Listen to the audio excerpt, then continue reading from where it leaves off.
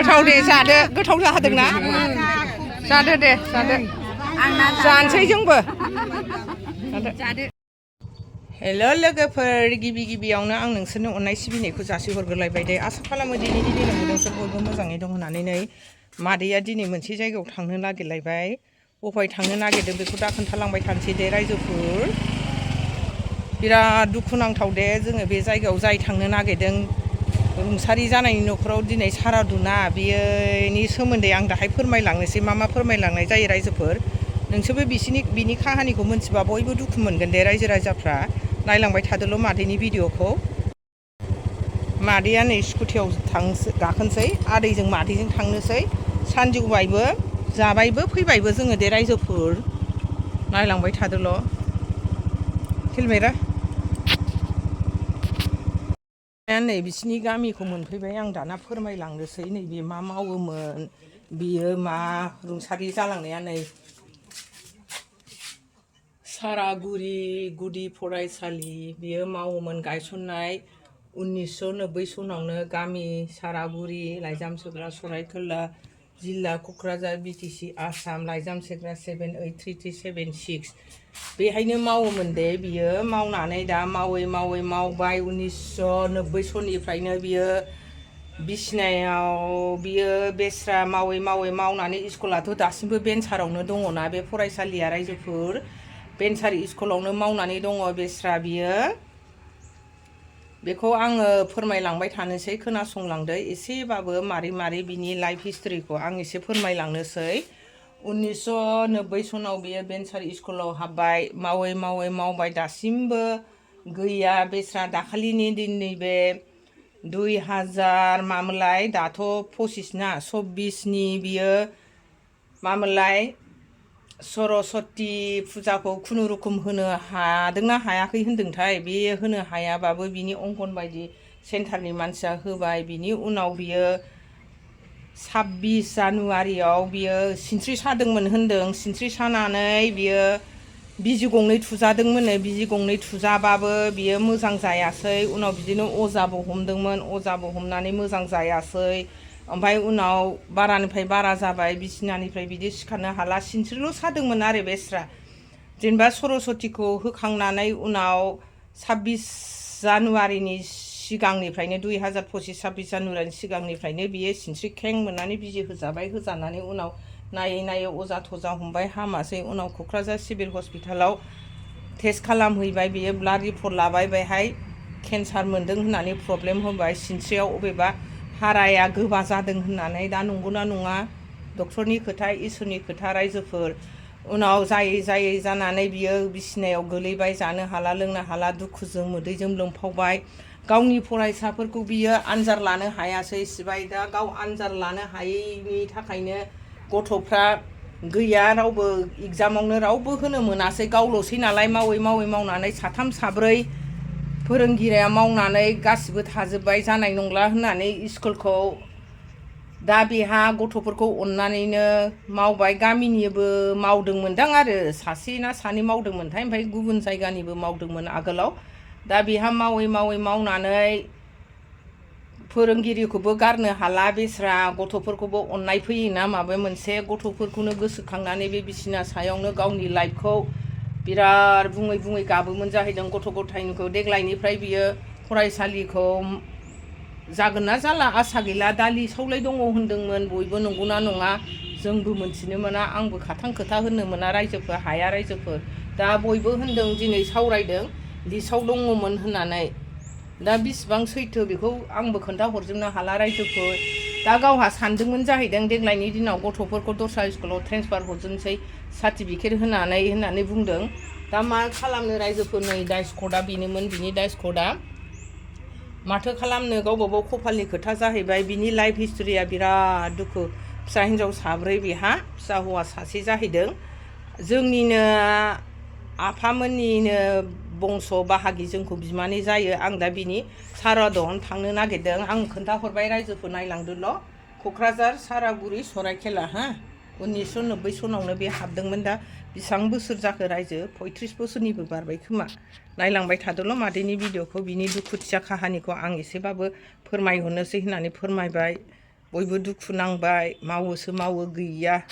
गभर्नमेन्टनि खबरानो जेबो गैया होननानै बियो दुखु मोनोमोन जाहैदों थैनोसै समावबो बिराद बुङै बुङै गाबदों जाहैबाय दे गथ'फोरखौ गोसोखांनानै गावनि लाइफ हिस्ट्रिखौ गोसोखांनानै दे सनाफोर सिङाव हाबहैनोसै आङो नै सारादुनि सिङाव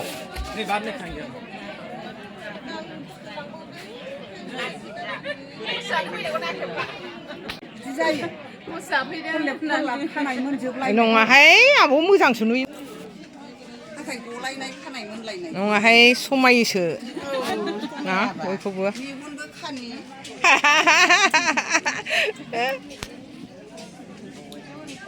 आं एसेबाबो दान होनो नागिरबाय जोंनि आफानिनो बिराद गोनां बाहागिमोन दे रायजोफोर जोंनि आइ आफाया गैयाबाबो आंनि आइ आफानि बाहागि नालाय लेंहैबाय हिसाबै आङो दुखुथि न'खरखाय दुखु मोनगोन होननानै आं एसेबाबो नुजाफैनानै आं एसेबाबो भिडिअ सेबखांनानै देखायहरनोसै होननानै नोंसोरनो दिन्थिहरबाय दे रायजोफोर नायलांबाय थादोल' दुखुथिया न'खरखौ फोरमायहरबाय आं एसे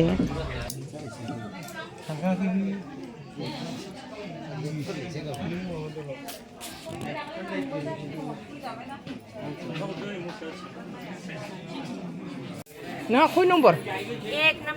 बे बिजामादैनि 1 नाम्बार फिसाजो नोंहा खय नम्बर हो दुइसिन ना नों अफाय मोननाय थिनालि बेहा मारुवालि मोनदों दे नै बिलाय बिजामादैया बेनो क'क्राझार टाउननि बर' रोंगौ बर' जावैसोआबो बर' रोंगौ जावैस माने फिसौसो जागोन औ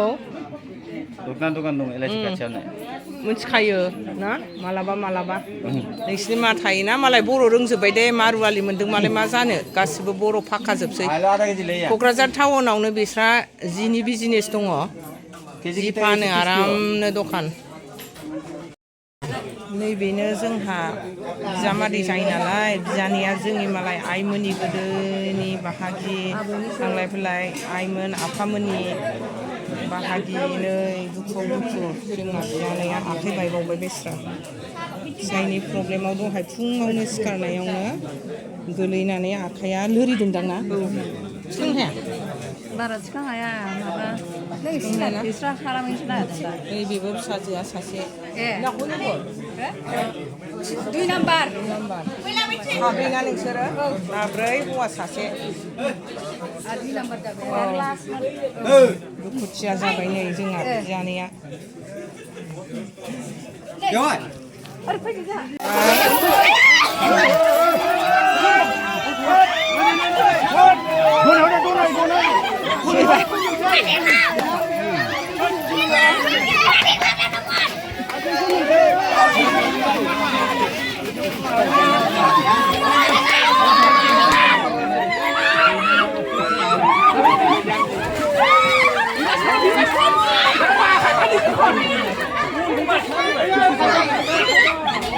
गासिबो हाबा जाजोब्बाय फिसा हिन्जाव साब्रैबो फिसा हौवा सासेबो बिहामजो मोनबाय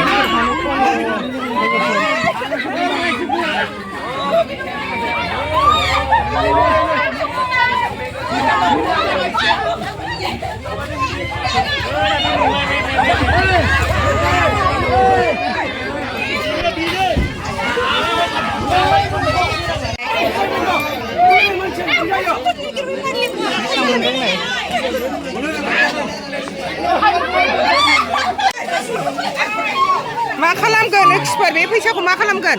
आं हुलि बायगोन नोंसालाय मा खालामगोन फैसाखौ मा खालामगोन हलिनि बोथोर नालाय गथ'फ्रा बयबो हलि बायगोन होननानै खोन्थाबाय आं सोंनायाव मा खालामगोन फैसाखौ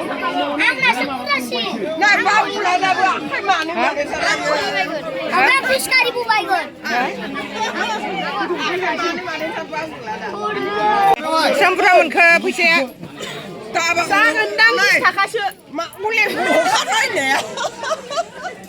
ओंखाम जाग्रा डाइनिंआव हाबफैबाय जोंबो जानोसै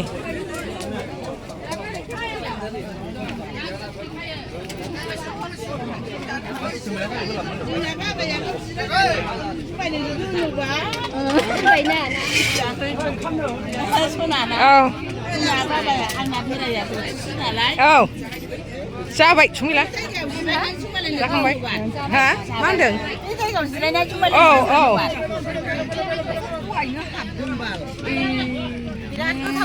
गोथाव दे जादो गोथाव जादोंना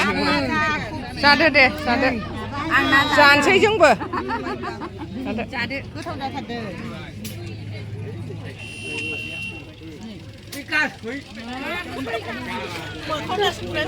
आंखौ जानोसै औ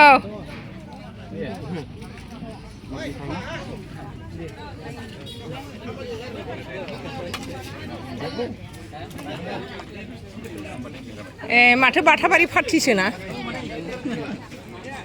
जादो गोथाव गोथाव बेसेबां गोबाव जाखोमोन फैनाया मावाखैना जानोसै जोंबो औ हरदो बोरो गोदोमालाय बाथाबारि पार्टिया होदो दे एसे एसे होदो एसे एसे जानोसै औ